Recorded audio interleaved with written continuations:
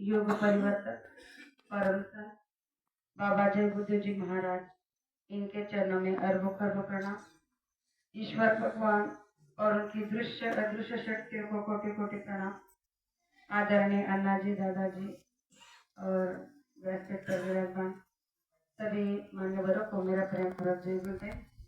साथ ही साथ अजंती सिंह गांव के सभी माता पिता भाई बहनों को और साधना शिविर में आए हुए सभी विभिन्न प्रांतों से आए हुए माता पिता भाई बहनों को बड़े प्रेम के साथ जय गुरुदेव। प्रेमियों, ये हमारा आपका बड़ा परम सौभाग्य है कि ऐसे भगदड़ भरे समय में हम आप लोगों ने अपने संसार से थोड़ा समय निकालकर इस साधना शिविर में शामिल होने का मौका उठाया है। आज ये साधना शिविर का चौथा दिन है और इस चौथे दिन में आज रविवार भी था। हर रविवार को शाकाहार प्रचार की रैली निकलती है जलगांव जिले में, तो आज इस रैली का भी समापन हो रहा है।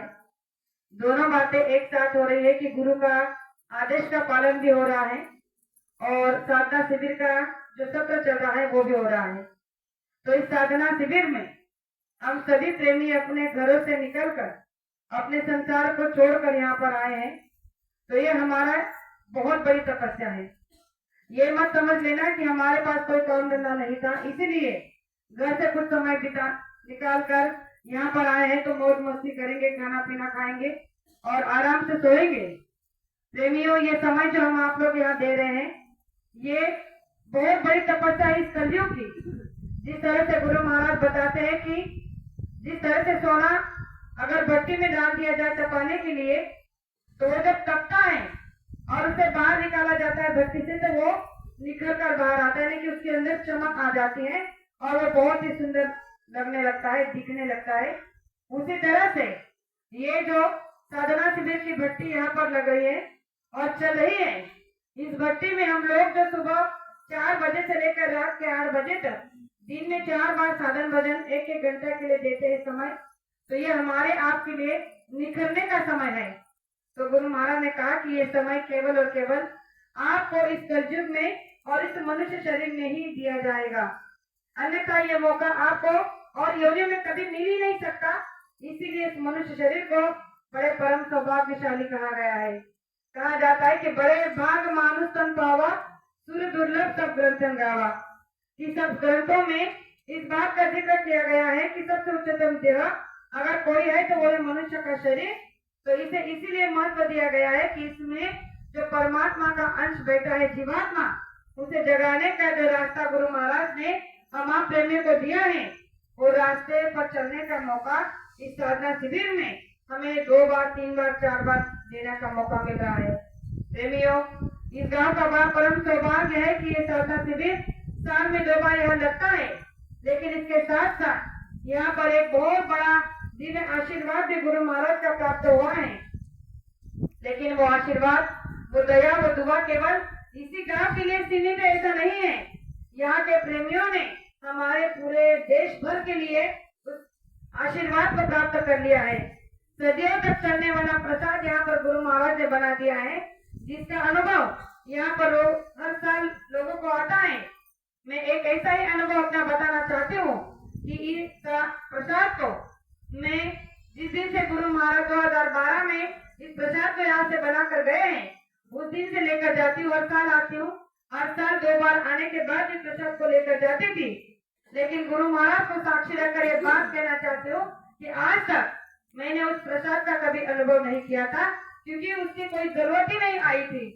गुरु महाराज ने हमेशा मेरे परिवार पर ऐसी निगाह रखी है, ऐसी दया और दुआ रखी है कि कभी उस प्रसाद का अनुभव करने का मौका नहीं मिला। लेकिन इस बार उस प्रसाद का अनुभव करने का मौका मुझे मिला और उसका इतना बड़ा प्रताप होगा ये कभी सोचा भी नहीं था। और उस प्रताप के चलते मेरे पूरे परिवार में वो खुशी की लहर लौट आई है और ये विश्वास इतना कायम और दृढ़ बन गया है कि गुरु महाराज ने सच में हमारे आपके लिए इस गांव में आकर जो प्रसाद बनाया है वो हमारे लिए अमृत से कम नहीं है। प्रसाद का अनुभव मैं आपको एकदम शॉर्ट में बताना चाहती हूँ, समय को नजर ध्यान में रखते हुए।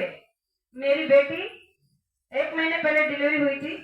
उसका बड़ा बेटा जो है 4 साल का, उसके डिलीवरी के 10 दिन बाद बीमार हुआ। उसे बुखार आ रहा था 2 दिन से, बुखार कम नहीं हो रहा था।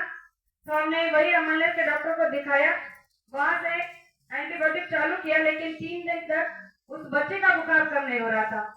और तीसरे दिन रात को उसे पता नहीं अचानक कितना बुखार हो गया कि उसका बुखार जब हमने चेक किया तो 105 और 106 बता रहा था। हम दोनों माँ बेटी डर गए कि इसको इतना बुखार है, पता नहीं कैसे अचानक से हो गया। तो मैंने उससे कहा कि देखो, तुम्हें एक बार हमारा मामा ने जो प्रसाद लाकर दिया था, क्या तुमने रखा है? उसने कहा हाँ, हमने संभाल कर रखा है। हमने कहा कि तुरंत उसे निकालो और इसे दे दो। हमने वो डब्बी से प्रसाद के दाने को निकाला, जय विभूति 10 बार बोला और गुरु महाराज से ही कहा कि आपने ही कहा है कि जब बड़ी से बड़ी मुसीबत आपको आ जाए तो इस समय ये प्रसाद को 10 बार जय विभूति नाम बोल कर दे देना और आप इसका अनुभव देख लेना। प्रेमियों, हमने रात को 12 बजे वो प्रसाद दिया और उसे सुला दिया। जब 12 बजे के बाद मैंने सुबह 5 बजे फिर से उसका बुखार चेक किया तो उसका बुखार पूरी तरह से नॉर्मल हो चुका था, यानी 96-97 बता रहा था।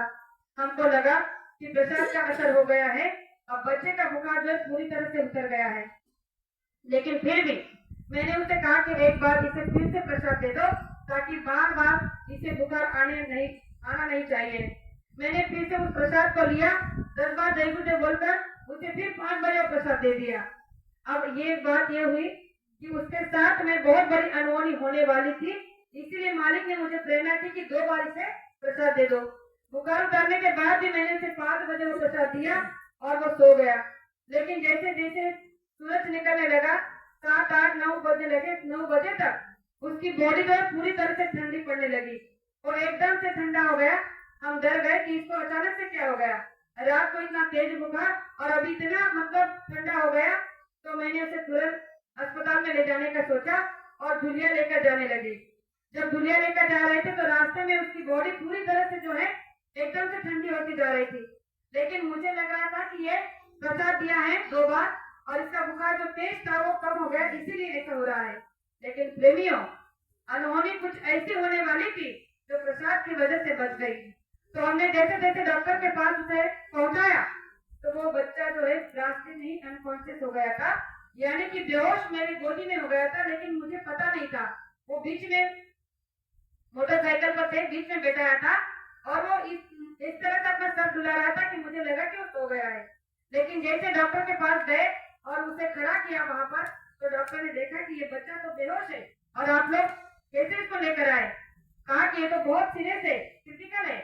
हम बहुत डर गए। हमने कहा कि देखो, आप कुछ कीजिए। हमने 10 बार उसके कान में फिर से जय गुरुदेव बोला। उसके मुख में जो है, जो हम लोग बोलते हैं कि उसकी दांत खिली बैठ गई थी और उसकी दांत खिली ऐसी बंद हो गई थी कि उसके दांतों में उसकी जबान अटक गई थी। मैं बहुत डर गई, रोने लगी, गुरु महाराज से प्रार्थना किया कि अब आप ही इसे बचा सकते हैं।